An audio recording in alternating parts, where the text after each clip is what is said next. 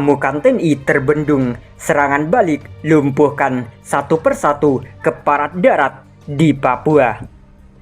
KKB seolah menguji pasukan TNI Polri. Mereka melakukan penyerangan 2 hari berturut-turut sehingga ada 2 personel terluka. Serangan balasan yang dilakukan oleh TNI Polri juga tidak main-main. Mereka melakukan serangan balik dan akhirnya menewaskan 1 anggota KKB.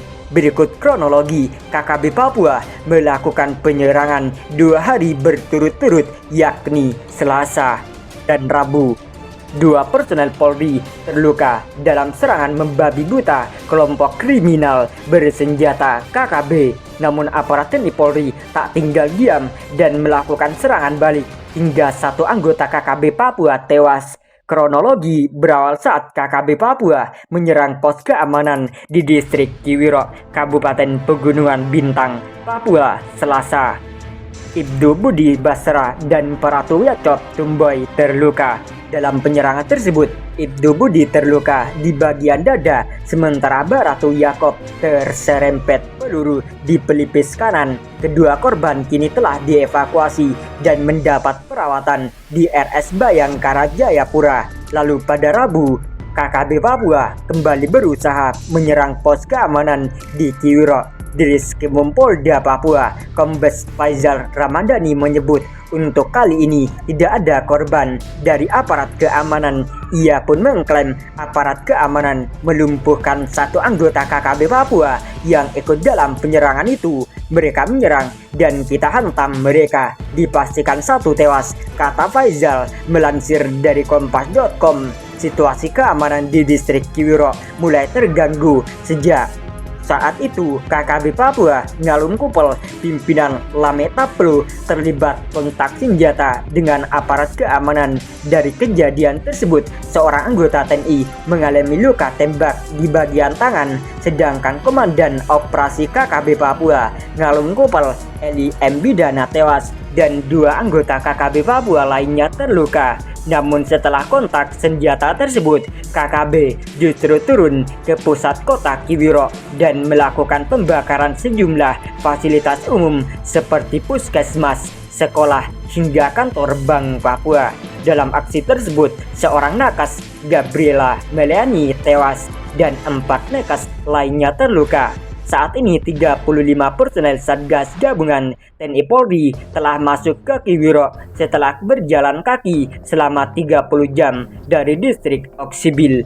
Aksi KKB Papua di distrik Kiwiro, Kabupaten Pegunungan Bintang, Papua semakin membabi buta. Sebelumnya terjadi lagi baku tembak TNI dan kelompok kriminal bersenjata KKB pada Minggu. 1 personel Satgas Gabungan TNI Polri atas nama Bratu Anumerta Muhammad Kurinidia Sutio gugur dalam baku tembak. Pengamanan kawasan distrik Kiwiro pun diperketat pasca insiden kontak tembak. Kepala Operasi Gabungan TNI Polri Brigjen Ramadhani Hidayat menyampaikan pihaknya akan segera mempertebal pasukan pengamanan di daerah distrik Kiwiro. Rencana memang akan kami laksanakan penebalan untuk memperkuat pasukan yang ada, kata Brigjen Ramadhani Hidayat kepada wartawan Senin. Seperti dilansir dari Tribun News, dalam artikel pasukan pengamanan distrik Kiwiro dipertebal pasca insiden kontak tembak KKB Papua. Ramadhani menyampaikan penebalan pasukan nantinya akan bergantung dengan tingkat kerawanan terhadap ancaman keamanan KKB, namun dia tidak menjelaskan sejumlah pasukan yang diturunkan.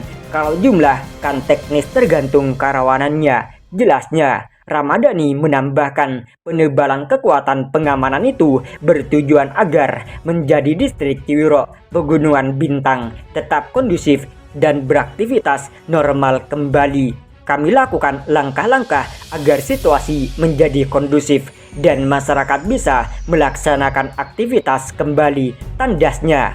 Diberitakan sebelumnya, Satgas Gabungan TNI Polri melaksanakan penjemputan para pengungsi menyusul serangan kelompok kriminal bersenjata KKB atas tenaga kesehatan, fasilitas pendidikan, kesehatan, serta pemerintahan di distrik Kiwiro, Papua.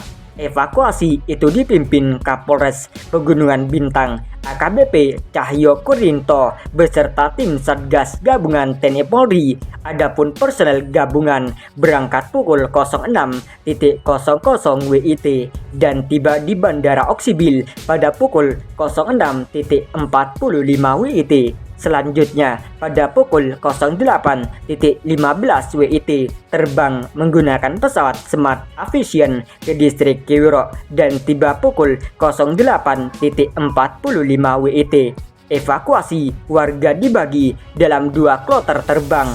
Kloter pertama terdiri dari 11 warga, 3 anak-anak, 2 diantaranya balita, dan 8 warga dewasa. Kloter kedua terdiri dari 6 warga laki-laki, kata Wankasatgas Humas TNI Polri Kompol Rudi Hartono dalam keterangannya Sabtu